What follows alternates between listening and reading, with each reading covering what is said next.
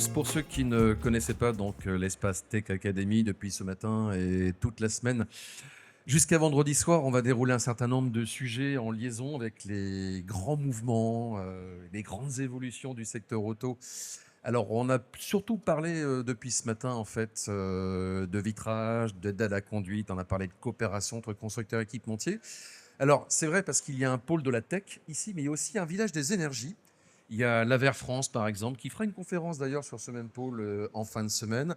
On a l'hydrogène, on a un certain nombre d'énergies qui sont là. Et justement, on se disait que ça serait intéressant de parler d'énergie au sens large. Alors, il sera question d'électricité et d'hydrogène, par exemple, demain.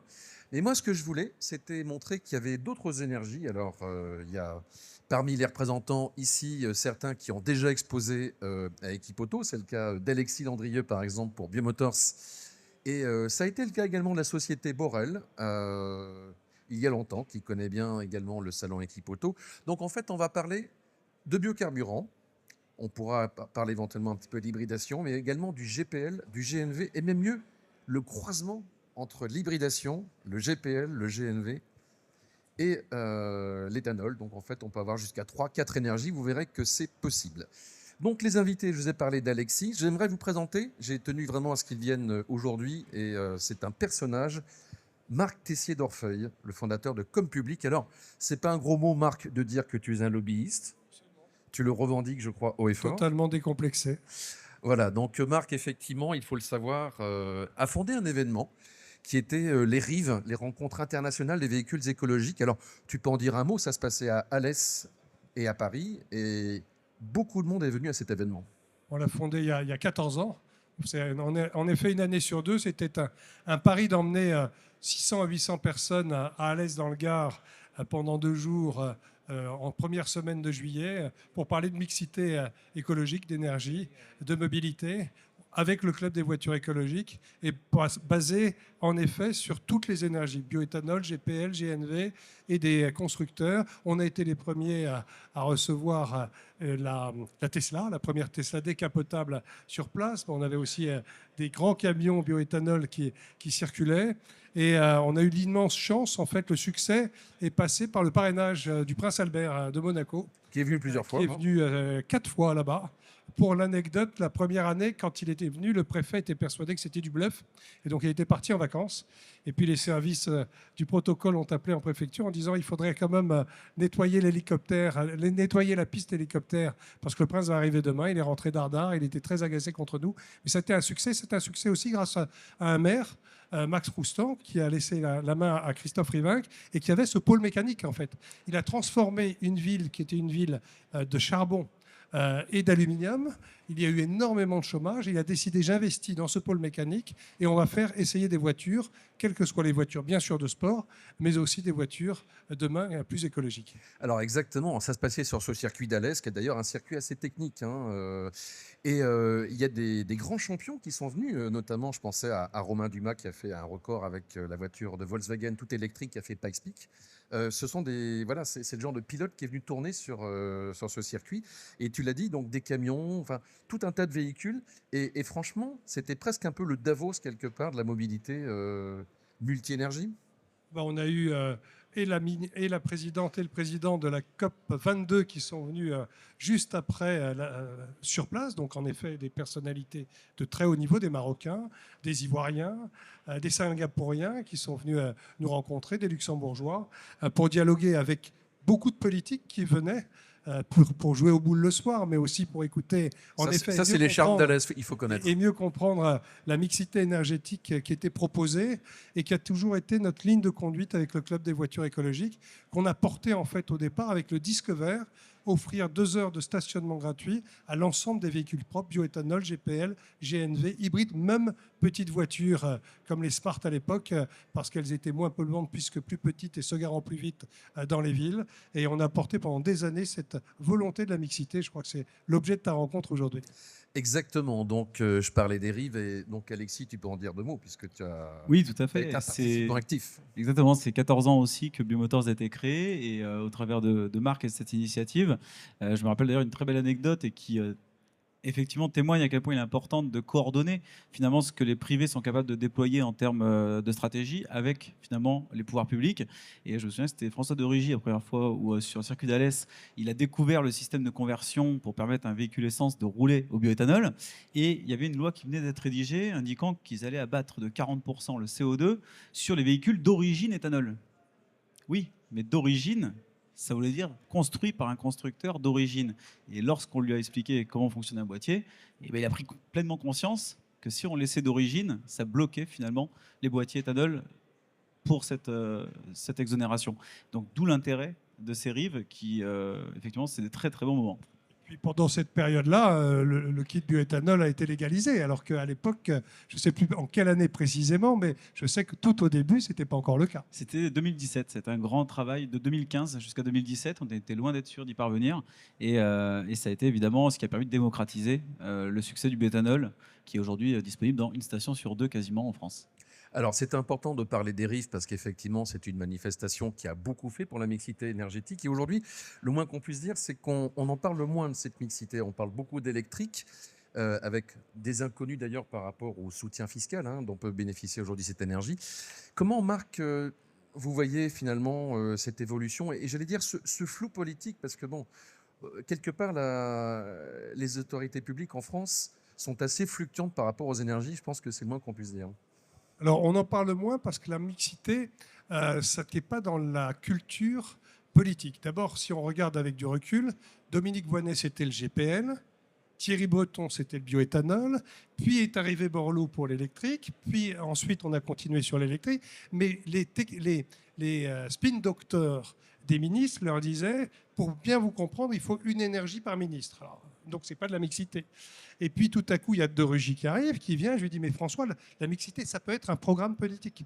D'autant que à la pompe, le GPL, le bioéthanol sont moins chers. Et un jour va s'inviter un débat sur le prix de l'énergie. Comme disait notre ami Bernard Darniche, à 2 euros, ça oblige tout le monde à être très intelligent pour se dire comment on roule moins cher. Et on roule à moins d'1 euro avec du bioéthanol, avec du GPL, avec du GNV. Et on s'était dit, on avait déjà presque prédit les gilets jaunes en disant, mais non, mais actuellement, c'est moins cher à la pompe. Si on veut que les classes moyennes roulent pas cher, écolo, c'est possible. Il suffit de faire de la transformation, il suffit de mettre du GPL dans des voitures. Et la mixité, pour moi, oui, la volonté de l'État est très, très électrique sur le neuf. Mais ouvrons les yeux. D'abord, il y a, de mémoire, je parle sous contre, je crois, 800 000 véhicules de moins neufs par an en fabrication depuis une dizaine d'années. Et l'ancien et l'occasion, c'est l'essentiel du parc roulant. 11 millions. Hein 11 millions. 11 millions. Donc on va, jusqu'en 2050-2060, devoir se dire comment on transforme ces véhicules essence ou diesel en hybride avec d'autres motorisations. Et on reviendra sur le rétrofit, parce qu'on peut rétrofiter au gaz aussi. On peut bien sûr rétrofiter à l'électrique et à l'hydrogène. Et ça, on doit continuer d'en parler. Et nous, le club, on va continuer de porter haut et fort les couleurs. Et ces jours-ci, sur le PLF qui arrive, il va y avoir quelques petites mauvaises surprises, mais entre ce que veut le gouvernement ce matin en déposant le PLF et ce qui va sortir ou pas dans 3 mois avec tous les amendements qui viendront. Et on ne sait pas avec quel gouvernement d'ailleurs. On verra jusqu'où on pourra, en effet, sur la mixité, se battre jusqu'au bout. Alors, une question pour l'ensemble des intervenants. Il y a quand même un marqueur qui était les ZFE, donc les fameuses zones à faibles émissions. Or, justement, elles ont été supprimées. En tout cas, certaines villes les maintiennent. C'est un petit peu compliqué quand même pour se maintenir. Et ces ZFE, c'était quand même un levier qui justifiait l'effort financier de certaines entreprises pour s'équiper. Donc, quelque part, il y a un flou qui, j'imagine, a un impact sur vos affaires. Oui, si on prend en 2022, le choc du prix à la pompe à 2 euros a déclenché la vente, par exemple, d'un système de conversion en France toutes les 4 minutes pour Biomotors, par exemple. Ça témoigne à quel point, finalement, le prix est un facteur. Mais il faut déjà comprendre et s'initier au fait d'adapter son véhicule à l'énergie qui est la meilleure pour son usage. La mixité, c'est ça. C'est finalement choisir la bonne énergie. Et effectivement, on ne peut que constater malheureusement que plus personne n'y comprend pas grand-chose finalement dans ce qui est mis en place actuellement. On a dit rouler au diesel, puis il ne faut plus rouler au diesel. Puis on prend des vignettes sur les véhicules, puis finalement, il n'y a plus de ZFE. Aujourd'hui, on a une station sur deux qui propose de l'éthanol, des investissements dans le B100, dans le GPL, de partout. Tout est déjà en place, accessible et surtout acceptable. C'est surtout ça, acceptable pour le grand public. Et finalement, on a tout le monde qui se regarde et on a effectivement une incohérence totale qui impacte forcément sur les emplois. À notre hauteur, par exemple, 2022, c'était 70 collaborateurs. Aujourd'hui, on est revenu à une vingtaine de collaborateurs. C'est d'autant d'emplois que j'ai dû arrêter à contre-cœur, mais sans visibilité. C'est ce qui arrivera perpétuellement. Vous, à Grenoble, Valentin Borel, vous avez la chance en tout cas d'avoir un maire qui veut maintenir sa ZFE. Oui, ouais, c'est ça, exactement. À Grenoble, c'est une cuvette, donc c'est plutôt assez pollué. Donc on a un maire écologique. Cependant, les clients, eh ben, ils sont dans l'attentisme. Donc à Grenoble, on a la chance inouïe d'avoir des aides au rétrofit pour le bio-GNV, pour le GPL. Des aides qui peuvent aller jusqu'à 100% pour les ménages à petit budget. Bon, c'est pour les utilitaires, pas pour les voitures particulières, mais en tout cas jusqu'à 100%. Et ça, c'est 100%, c'est pour 3 500 €. Pour une installation GPL, 100%, c'est juste incroyable. C'est la seule ville en France. Et ben, je peux vous dire que on en a fait 3. Les gens, ils attendent. Ils savent plus quoi faire. Que Grenoble, ils savent. Quand le maire il va changer, si c'est pas un maire écolo, bah, ça va peut-être s'arrêter la ZFE. Ils savent pas du tout. Et on en est là, quoi. Côté GNV, Oui, donc si les ZFE battent de l'aile, leur avenir est très incertain, trop compliqué sans doute, et puis bon, des questions aussi d'équité sociale qui ont été posées. Au-delà de ça, la question de la pollution en milieu urbain, elle va demeurer, et elle est essentielle. Donc il va falloir trouver les moyens d'encourager et de développer les véhicules alternatifs, tous les véhicules, alors je ne dirais pas bas carbone, puisqu'en l'occurrence, ce n'est pas le sujet du carbone, mais bas polluant. Évidemment, l'électricité et l'hydrogène, bien sûr, mais le bio-GNV et le GNV, donc les motorisations gaz, ont également leur place à prendre dans ce mix, parce qu'elles émettent certes un peu de polluants, mais beaucoup moins que les moteurs pétroliers classiques, essence ou diesel. alors on va décliner de façon progressive ces différents carburants. On va commencer par les biocarburants. On pourrait se dire qu'il y a un côté souveraineté énergétique, Marc, parce qu'effectivement, quand on parle d'éthanol, ça fait appel à l'agriculture et on a presque l'impression de rendre service finalement aux producteurs. On avait même démarré avec des amis de chez Résinor une communication pour être pas que souverain au niveau national, d'être souverain au niveau local. On était allé voir la ville de Bordeaux en disant mais pourquoi vous ne faites pas tourner les bus de Bordeaux aux mares de raisin de la région de Bordeaux? Pourquoi on n'irait pas faire la même chose en Occitanie? Techniquement, ils savaient le faire et on savait transférer ce bioéthanol dans les cuves pour en effet être dans une énergie de proximité. Donc moi j'ai toujours trouvé que le bioéthanol avait toute sa place. Une des inquiétudes, j'avais commencé même avant, je crois que tu lances tout au début du bioéthanol, j'étais allé voir, direz-vous, le conseiller agricole de Chirac. Donc ça remonte à très longtemps. Hein.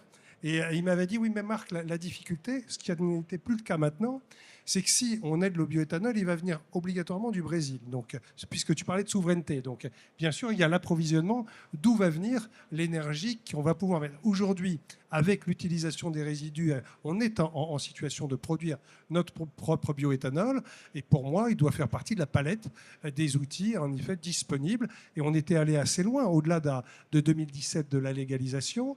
Après la crise des Gilets jaunes, on est allé interpeller, vous l'avez dit pour le maire de Grenoble, toutes les régions de France, les 13, il y en a 5 qui ont fait de l'aide à l'installation du kit bioéthanol, dont Renaud Muselier, Valérie Pécresse a été la dernière. Ça variait de 300 à 500 € de mémoire, à peu près la moitié du prix quand on était à 500, pour aider justement ceux qui étaient en essence à rouler moins cher, puisque c'était moins cher à la pompe. Et ça, ce sont des sujets qui peuvent encore revenir. Donc là, j'entends dire que dans le PLF, le bioéthanol prend une petite baffe ce matin, on va en reparler tout à l'heure, mais nous, on ne laissera pas passer donc, la boîte des voitures écologiques. Il y a aujourd'hui un parc essence qui est important. En neuf, le diesel, c'est terminé. Le parc ancien est là. Donc en parc essence transformé en bioéthanol, c'est rouler moins cher pour ceux qui ont de l'essence. Donc il n'y a même pas de sujet. C'est un sujet de pouvoir d'achat. Et on voit bien que les décideurs politiques, en dehors du ministère des Finances, qui lui veut faire des économies, ce que l'on peut comprendre, auront tout intérêt à jouer le jeu sur la mixité. Alors Alexis, quelques mots sur votre technologie. Donc on va parler des boîtiers de conversion, parce qu'effectivement, en matière d'offres chez les constructeurs, il y a eu pendant un temps, et c'est un peu plus compliqué aujourd'hui. On a collaboré avec Ford dès 2019, en effet. Mais aujourd'hui, eux aussi ont ces contraintes réglementaires, pas toujours très claires non plus pour eux. Et donc, les investissements sont évidemment tous tournés vers ce qu'on leur impose, c'est-à-dire l'électrique. Néanmoins, les énergies alternatives, on est capable, nous, et on travaille avec des constructeurs, je ne peux pas les citer là, et notamment aussi dans les pays asiatiques, qui proposent prochainement des modèles. Mais ils ont tout à fait compris cet intérêt de répondre en fait à une offre acceptable, un besoin des Français, qui est simplement de pouvoir se déplacer avec un véhicule pas trop cher, ou alors les 11 millions de véhicules existants, de ne pas les jeter à la poubelle, parce que c'est quand même ça le sujet, c'est pas que l'échappement, mais bien cette économie circulaire aussi qu'on peut avoir. On a donc sorti une nouvelle technologie qu'on a brevetée en septembre 2024, qui permet encore d'étendre la capacité pour nous de répondre à 100% des véhicules compatibles, c'est-à-dire tous les véhicules essence à partir des années 2000, mais même plus loin que ça, les hybrides rechargeables, c'est extrêmement complémentaire et très intéressant de pouvoir avoir ce mix énergétique sur le même véhicule. Et puis aussi les bateaux. On a eu l'initiative d'ouvrir une station-service au port de Palavas. C'est une grande première. Ça a été suivi avec Marseille-Vieux-Port, qui a ouvert également une station. Et l'été prochain, le port de Port-Camargue, qui est le plus grand port de plaisance d'Europe, ouvrira également sa première station éthanol, permettant de aussi convertir toute la partie nautisme, parce que là, par exemple, c'est le parfait exemple que l'électrique ne peut pas répondre à tous les usages.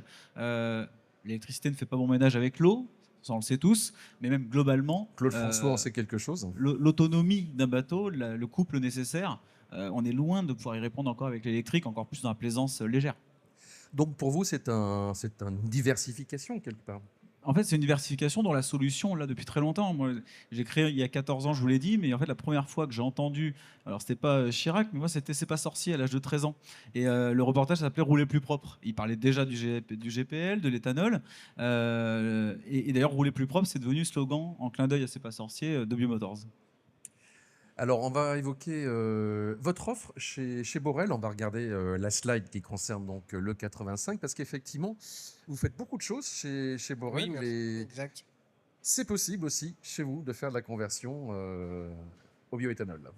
Oui, alors nous, on est parti sur le principe de proposer des véhicules à carburant alternatif, mais surtout que le client il n'ait pas à choisir le carburant. C'est-à-dire qu'on va proposer, nous, des voitures qui sont Flex 3 ou Flex 4 éventuellement. C'est-à-dire un seul véhicule pouvait rouler à la fois à l'essence, à l'éthanol, au GPL ou au GNV. Et puis si en plus il est hybride rechargeable, vous pouvez rouler à l'électrique.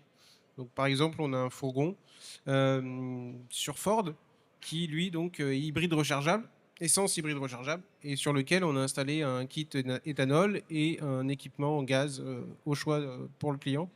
Voilà. Donc Et tout ça est marqué sur la carte grise, toutes ces différentes oui, énergies. tout ça on peut faire sur la carte grise, oui. Bien sûr. Parce que j'imagine effectivement la tête du policier qui vous contrôle, qui regarde la carte grise. Ah bah, là, ça veut, les lettres, ça veut plus rien dire. Personne ne peut savoir. Le policier, généralement, il sait pas ça, je pense pas. Alors, on va regarder la slide d'après. Et donc, en fait, vous avez vraiment une offre très complète où les énergies s'entrecroisent quelque part. Oui, c'est ça. On cherche toujours des voitures un peu sur un marché de niche. Un peu, on cherche toujours des voitures pour essayer de proposer tous nos carburants. Et effectivement, on fait tous les modèles, toutes les gammes de modèles souhaités par la clientèle en véhicules légers. Alors, on parlait de rétrofit. En fait, avant même que ce terme n'existe, quelque part, vous le pratiquiez déjà. Oui, bah depuis 80, mon père a commencé, donc on appelait ça une installation, simplement une installation GPL sur les véhicules, parce que l'installation GPL permet d'avoir la critère 1, que ce soit sur un véhicule à essence, donc ça c'est acté depuis 20 ans, mais maintenant, depuis 1 an, tous les véhicules légers diesel qui roulent au gasoil, on peut les installer au GPL et ils ont la pastille critère 1. Ça c'est incroyable. Donc le diesel GPL, ça existe depuis au moins 40 ans, mais c'est légalisé en France depuis 1 an seulement. Et donc maintenant, on a installé nos premières voitures diesel. On a enfin accepté d'avoir des véhicules diesel dans notre atelier, alors que jusqu'à présent, on n'en voulait pas. C'était l'ennemi avant, c'est C'était ça? l'ennemi, ouais, exactement. Et là, ouais, on a installé nos premiers véhicules diesel à Grenoble, ouais. Alors, Marc, c'est intéressant parce que le diesel, il ne faut pas oublier qu'à une époque, il a été même aidé. Enfin, au moment du Grenelle de l'environnement, il y avait quand même les premiers bonus. Il ne faut pas oublier que pendant des années, on a quand même. Ils ont encouragé les petits diesels. Oui, oui, mais y compris des fois des diesels sans filtre à particules, ce qui peut, avec le recul, sembler un peu étonnant. Alors qu'aujourd'hui, bon, clairement, c'est devenu l'énergie à dissimuler et à combattre. Hein. Aujourd'hui, c'est parti pour s'arrêter. De toute façon, il y en a très très peu en neuf.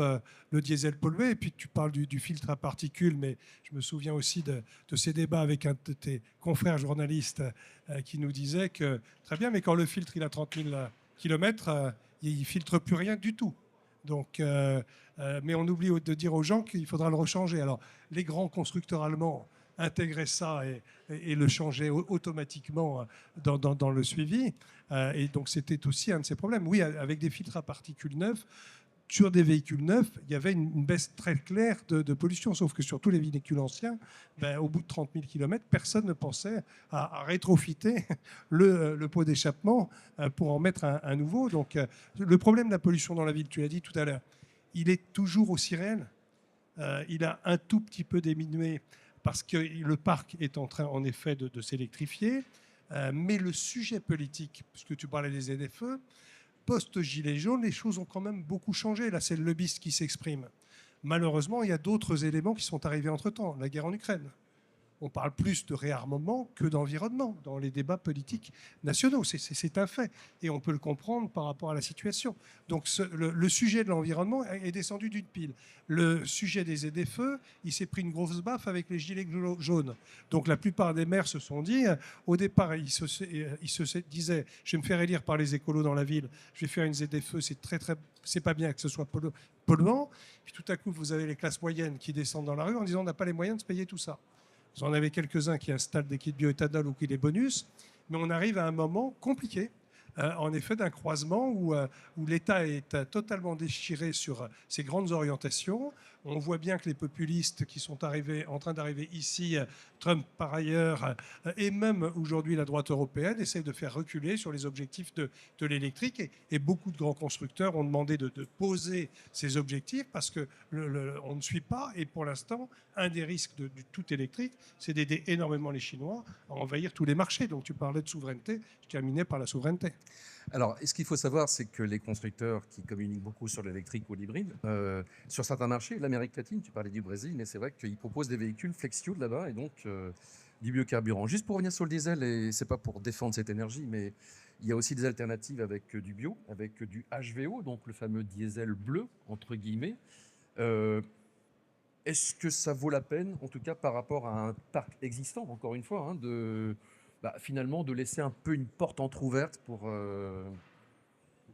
développer ce genre de carburant? Pour le HVO, on va être plutôt sur les véhicules lourds. Oui, pour les transporteurs. Pour les transporteurs, nous, on avait fait le pari, si tu regardes et on se souvient un tout petit peu du discours sur le poids lourd et l'énergie, il y a encore 6 ans, le poids lourd, tout le monde pensait que ça passerait à l'hydrogène. Tout le monde. Et puis il y avait déjà le gaz. Oui, en 2017, il y avait une étude pour faire passer tout le au gaz. Il y avait les véhicules au gaz. Puis après, tout le monde a cru à l'hydrogène.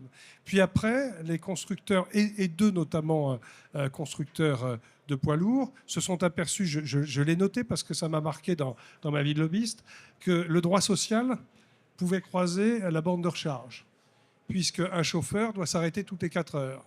Et que s'il y a en effet un maillage suffisant en borne de recharge rapide pour l'électrique, et tout à coup, on a entendu au RIF, 2 grands constructeurs nous disent nous, on ne va plus sur l'hydrogène, on va sur l'électrique. Contre toute attente. Et donc, on voit bien que tout le monde se cherche, en fait. Tout le monde cherche où est le marché. Les pétroliers veulent pousser à aller sur le HVO. Je crois qu'il faut continuer de se diversifier. De toute façon, on ne pourra pas passer le tout électrique en poids lourd. Ce n'est pas avant 25 ans. quand même pas rêver sur nos autoroutes, on le voit bien. Il faut un temps de progression, un temps de ce Grenelle, un temps de conversion et d'adaptation. Alors, on va évoquer le GPL à présent. Donc, j'aimerais d'abord excuser l'intervenant de GCK qui a été coincé par un problème de train qui n'a pas pu venir, alors que justement, il a une offre pour rendre le diesel hybride rechargeable et donc effectivement le rendre neutre sur un plan technologique. On va donc évoquer la suite des slides Borel. Pour parler de ce que vous faites en matière de GPL, Valentin. Voilà, avec effectivement vos valeurs en quelque Oui. sorte. Alors, mon père a commencé en 81. Il avait une entreprise au début, il avait fait un digesta et puis il avait décidé d'installer des voitures au GNV. Puis bon, c'était trop tôt, alors il a découvert le GPL en Italie et il a acheté des kits pour sa R12 et puis sa Simca. Et puis bon, après, il a installé beaucoup de voitures au GPL pour des constructeurs. Il a travaillé pour Peugeot, il a travaillé pour Saab, pour Daihatsu. Et puis un jour, on a décidé de commercialiser, en 2009, de commercialiser des voitures au GPL parce que les clients nous demandaient finalement la voiture tout équipée au GPL. Et c'était à l'époque quand Dacia a commencé à proposer ses propres produits au GPL. Du coup, nous, on avait dit on va faire quelque chose d'un peu plus qualitatif et puis qui permettrait d'avoir une meilleure autonomie, et puis du français aussi, sur aussi dire bah voilà, on fait travailler un peu des ouvriers français plutôt que faire travailler des gens ailleurs en Europe ou en Afrique, voilà. Donc c'est un peu comme ça qu'on travaille aujourd'hui. Alors, voilà. C'est intéressant de parler un petit peu du marché, effectivement. Voilà, donc le marché du GPL en France, donc aujourd'hui, clairement, c'est Dacia, Renault qui tirent le marché hein, à 99% peut-être même. Ils ont une gamme GPL qui commence à être particulièrement importante, notamment chez Dacia, parce que c'est une technologie qui est aboutie et qui coûte rien aujourd'hui. Ils vendent carrément l'équipement GPL au prix de la voiture à l'essence. Et eux, ça les avantage énormément pour réduire le poids CO2 des voitures. Comme nous, aujourd'hui, ils intègrent les véhicules GPL sur les véhicules hybrides. Les véhicules hybrides qui permettent d'avoir moins de CO2, mais ça ne suffit pas pour remplacer le gasoil finalement. Du coup, grâce au GPL, on gagne à peu près 10% de CO2, 10 à 15% de CO2. Et donc, ils ont voilà, des technologies comme ça. Nous, on vit encore en proposant des véhicules du marché de niche, des véhicules américains, des pick-up, des véhicules qu'on ne trouve pas dans la gamme Dacia.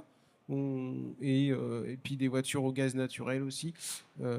Voilà. Des voitures neuves, en fait. Hein, vous vendez des voitures neuves. On vend des voitures neuves depuis 15 ans maintenant. Oui, c'est ça. Effectivement, c'est un positionnement assez étonnant. Alors, on l'a dit, hein, l'argument, c'est le coût, forcément. Oui, bah, l'argument, c'est le coût, mais l'argument aussi, et la dispo des stations, parce qu'il y en a quand même beaucoup. Oui, bien sûr. C'est pour ça aussi que on fait aussi le Flex 3, parce que comme ça fait double carburant à moins d'1 euro. Ça permet d'avoir aussi l'éthanol et pour avoir aussi double station disponible, parce que le GPL est des stations, surtout dans les régions urbaines, et l'éthanol, on en trouve aussi dans les régions rurales. Et puis, par contre, qu'est-ce qu'on peut dire d'autre? Bon, il faut aussi bien savoir que effectivement le GPL permet vraiment d'avoir la critère 1. Ça, c'est vraiment un point important parce que autant les voitures neuves, les gens aujourd'hui, ils ont un peu du mal à acheter des voitures neuves. Les prix ils sont vraiment augmentés. Même chez Dacia, à l'époque, on vendait des Sandero à tour de bras. Aujourd'hui, les gens, ils ont même du mal à acheter une Sandero au GPL. Et du coup, c'est pour ça qu'on travaille beaucoup sur le rétrofit, l'installation GPL pour avoir la critère 1. Et il faut vraiment le savoir, mais diesel GPL aujourd'hui, c'est possible. Ça s'appelle le dual fuel. On roule aux deux carburants en même temps, mais on est critère 1 et ça, c'est incroyable.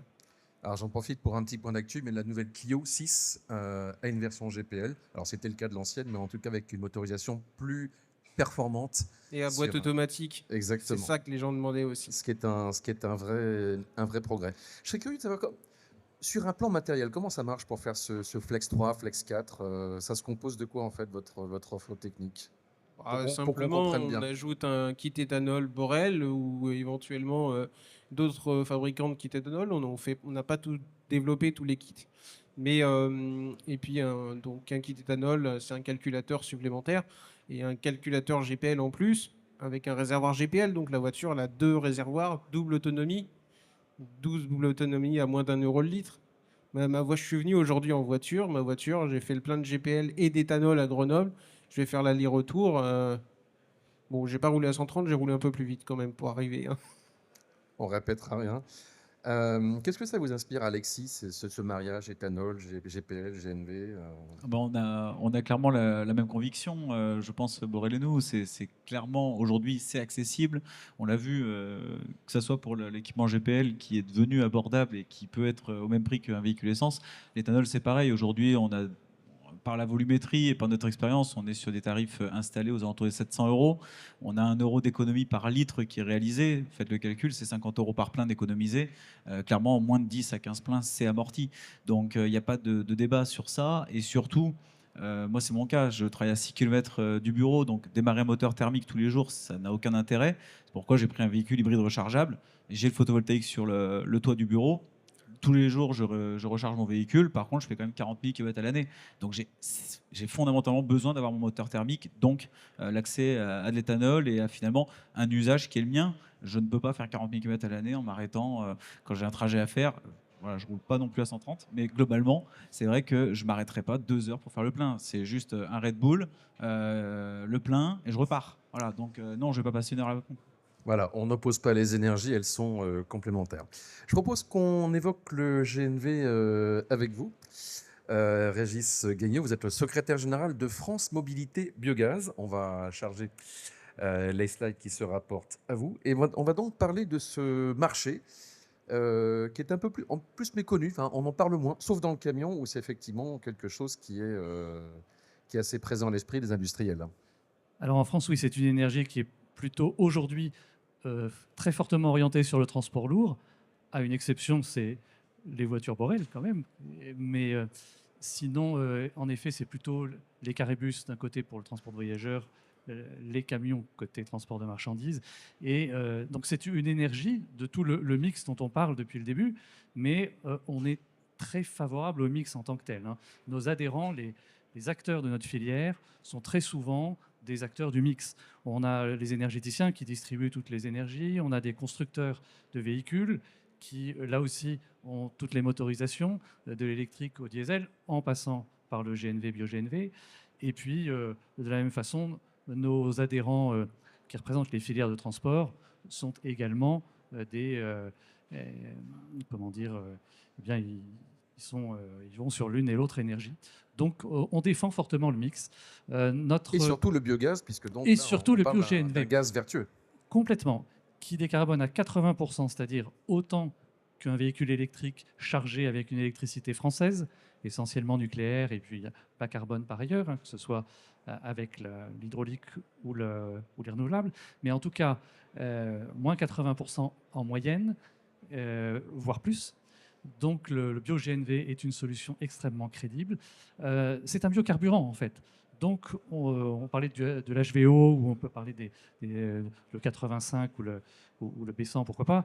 Tout ça, ce sont des carburants dont la vertu repose sur le même principe, hein. La captation lors du processus de production du carbone qui va être rejeté lors du roulage des véhicules. Mais en cycle de vie, on est très vertueux. Et c'est ce qui compte pour le climat, évidemment.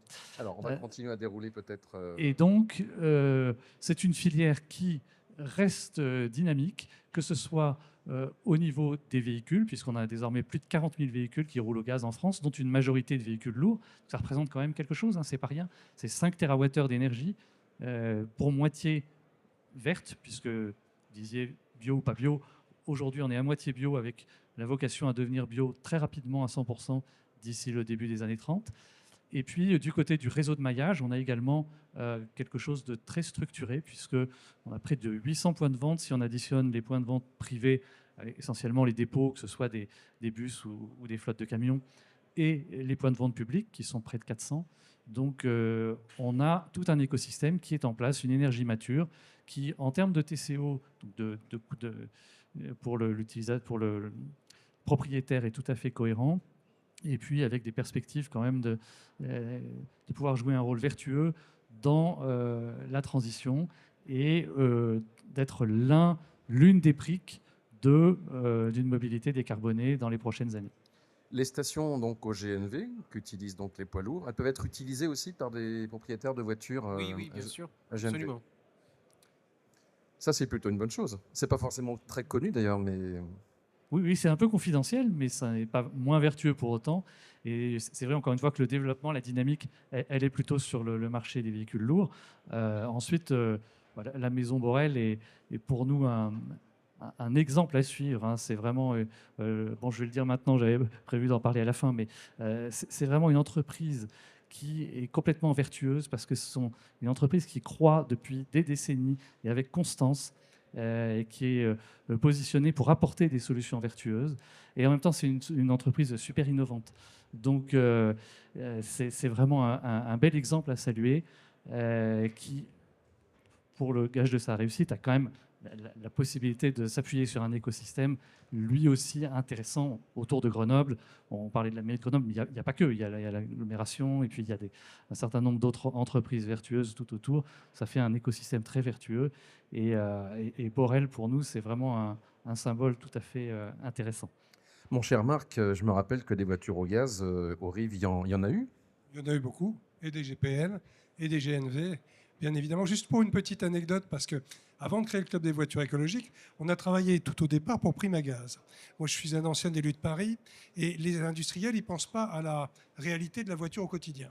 Et on est allé les voir, on a dit, mais qui va acheter dans les villes un véhicule GPL, puisqu'il y a marqué interdit au GPL à l'entrée de tous les parkings. Et on a mis 2 à 3 ans à imposer le logo Bienvenue au GPL dans les parkings, après qu'il y ait eu l'obligation de la soupape de sécurité, bien sûr, qui avait posé énormément de problèmes pendant des années, après un accident de mémoire à Grenoble d'ailleurs, sans me tromper, ou à Lyon, avec des pompiers. Ouais. Et donc, C'était sur une banlieue, effectivement. cette envie de le changer, et on a été ville par ville avec Guillaume à Nice, à Marseille, à inaugurer des sociétés, des SEM de parking et changer le Bienvenue au GPL, parce que sinon on se disait mais qui va acheter, alors que c'était moins cher déjà la pompe, et en matière en effet de polluants atmosphériques, c'était tout à fait intéressant. Mais j'entends avec... Ça a la vie dure, hein, parce que moi au téléphone j'ai encore des gens qui me disent mais est-ce que j'ai le droit d'aller dans les parkings? Mais parce que la réalité elle est comme ça, je connais ce pays par cœur. Personne ne va aller changer le logo du parking s'il n'est pas public. S'il est privé, ça veut dire qu'il faudrait aller partout. Mais aller les voir, montrer la réalité. Alors, Vinci a vite compris, on a imposé. Après, on a joué. Soit c'était les opérateurs de parking qui le faisaient pour un coup de com', soit on écrivait au maire en disant c'est légal, on envoyait l'arrêté, on envoyait les trucs, on disait changez-le, vous allez faire un bon coup de com'. Mais j'en vois malheureusement encore aujourd'hui. Alors, les évolutions à venir dans cette filière gaz, et puis peut-être comment on se situe en France par rapport au reste de l'Europe? On est plutôt en tête de classe, hein, par rapport au reste de l'Europe, et largement, en particulier sur la forme de GNV qu'on utilise, c'est-à-dire le GNC, du gaz comprimé. Donc sur le bio-GNC, on est vraiment les pionniers, on va dire. Alors comment se présente l'horizon? Je dirais toutes les vertus intrinsèques du carburant font qu'on a nécessairement le devoir d'y croire. Il y a quand même des gros challenges au niveau réglementaire. On a parlé, ou on va parler encore du brouillard un petit peu qu'on peut avoir au niveau politique. Si on regarde du côté de l'Europe, c'est pas compliqué. On a une directive sur les biocarburants qui vous dit le bio-GNV est un carburant décarboné, donc vertueux, et qui doit être considéré comme tel et encouragé. Et puis on a un règlement sur les poids lourds et sur les émissions de CO2 qui dit on regarde les émissions de carbone uniquement à l'échappement. Donc tous les véhicules qui utilisent des moteurs thermiques sont à bannir à terme, et seuls les véhicules électriques, et éventuellement un jour hydrogène, auront droit de citer. Alors qu'il faudrait peut-être regarder l'ensemble des émissions du puits à la roue. Mais complètement. Ouais. Et complètement. Et donc raisonner comme la directive sur les énergies renouvelables. Donc en fait, on a déjà une incohérence foncière au niveau de la réglementation qui est très perturbante, bien sûr, pour tout le monde. Et ce constat s'applique à l'éthanol, bien sûr. Bah, en fait, j'étais au Mexique il y a ne serait-ce que 8 mois de ça. Et j'ai pris un véhicule qui n'est pas vendu ici parce que trop polluant à l'échappement. Sauf que c'est un véhicule très simple qui correspondrait à beaucoup d'usages chez nous. Et là-bas, un véhicule, il dure 40 ans. Il est réparé pendant 40 ans. À côté de ça, ma femme a un hybride rechargeable, Audi pour pas le citer, mais je suis en colère. Je suis en colère parce qu'il a 8 ans, 100 000 km, et on vient de me dire qu'il est vieux et que c'est normal que la batterie HS, la batterie haute tension soit HS. Donc c'est un véhicule qui part à la benne parce que 16 500 € de batterie haute tension sur un véhicule qui a 8 ans. Donc véhicule à jeter. Je précise qu'on parlera de réparabilité des batteries ici même vendredi matin. On va finir par les slides de Borel sur le GNV. Alors, parce que vous avez une offre par rapport à ça. Et alors, ce qui m'a surpris quand on a échangé avant cette conférence, vous faites du sur-mesure et vous êtes capable même de faire un Rafale. Je parle de la Renault Rafale, hein, pas de l'avion naturellement. On a un client en Bretagne qui promeut le GNV dans sa région. Et le directeur, il veut rouler au GNV. Il veut avoir une voiture statutaire au GNV. Et bon, nous, on travaille essentiellement avec Renault. Et donc, on a développé un moteur qui existe avec une hybridation et qui existe sur le Renault Rafale. Le Renault Rafale, il a un châssis long et qui permet d'intégrer un maximum de réservoirs GNV. Et ce client a été très intéressé par ce véhicule parce qu'on a pu mettre beaucoup de gaz, une bonne autonomie gaz sur cette voiture, une voiture qui consomme assez peu parce qu'elle est hybride. Et donc, on a fait un Renault Rafale au GNV, oui, qu'on a livré. Donc, c'est un peu notre Véhicule signature en quelque véhicule sorte. signature de l'année, notre innovation hybride de l'année. Voilà, donc, mais bon, après, de l'hybride gaz, on en avait fait déjà en 2010 sur une Yaris, donc c'est pas la première fois.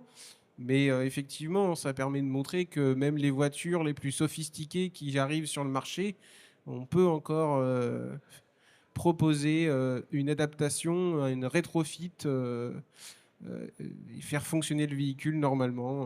Heureusement qu'il y a vous, parce qu'en fait, il fut un temps où les constructeurs allemands ont proposé, enfin y compris en France d'ailleurs, mais alors que c'est assez courant chez eux de trouver ça à la pompe. Oui, mais comme chez eux, comme chez nous, ils ont arrêté leur gamme gaz parce qu'ils ont une stratégie électrique. Et du coup, je ne sais pas si en Allemagne, il y a un Borel qui fait comme nous, je ne sais pas. Très bien, donc là en fait on a les arguments sur effectivement l'impact CO2 hein, donc du GNV. Voilà, et puis surtout donc parlons des réparateurs parce qu'effectivement vous êtes basé à Grenoble, mais Voilà, où, donc où faire nous, installer on a un centre de formation, donc on forme des garages qui veulent faire autre chose que du gasoil ou de l'essence, de faire l'entretien, de la maintenance. Donc on forme des garages, même des concessionnaires Renault dans toute la France.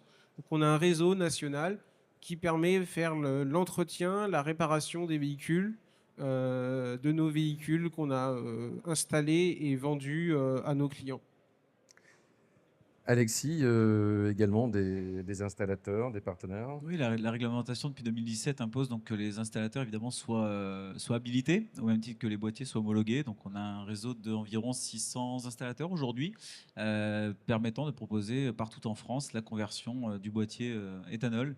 C'est également une formation de 2 jours qui se passe avec les centres Mobipolis notamment, qui sont partenaires et qui forment les installateurs, pareil à l'entretien et à l'installation des véhicules.